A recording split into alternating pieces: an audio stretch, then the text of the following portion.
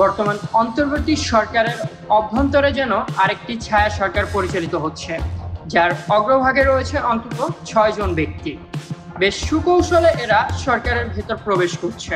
Zulkarnain Shahed খান ওরফে সামি একজন নির্বাসিত বাংলাদেশি সাংবাদিক, যিনি কাতার ভিত্তিক সংবাদ মাধ্যম আল জাজিরায় অনুসন্ধানী সাংবাদিক ও মানবাধিকার কর্মী। তার ফেসবুক পোস্টে এই তথ্য উঠে আসে। তার পোস্টে তিনি লেখেন, যেসব উপদেষ্টা বা গুরুত্বপূর্ণ ব্যক্তিদের নামে হরহামেশাই মুখরোচক গল্প শুনে অভ্যস্ত, তারা কেউ এসবের সাথে সংশ্লিষ্ট নেই, বরং তাদের কাছে ওইসব ছাইপাশ গল্প প্রচারই হয় সংশ্লিষ্টতা নেই এমন সব ব্যক্তিদের সামনে এনে বিতর্কিত করে আপনাদের ব্যস্ত রাখার জন্য। উদ্দেশ্য 14 জনের বিশেষ দলটি বা ছোটন গ্যাং যেন নির্ভীতে তাদের কুৎসিত উদ্দেশ্য সফল করতে পারে।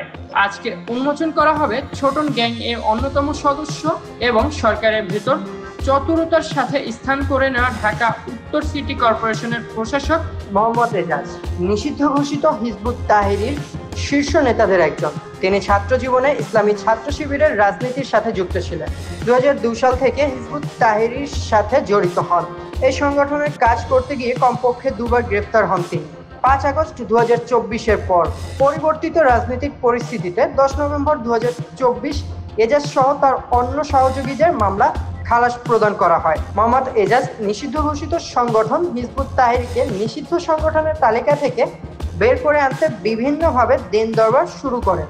ছোটন গ্যাং এর সাথে আগে থেকেই পরিচয় থাকার সুবাদে এবং উপদেষ্টা আসিফ মাহমুদের সরাসরি সুপারিশে ঢাকা উত্তর সিটি কর্পোরেশনের প্রশাসক হিসেবে আবির্ভূত হন মোহাম্মদ এজাজ।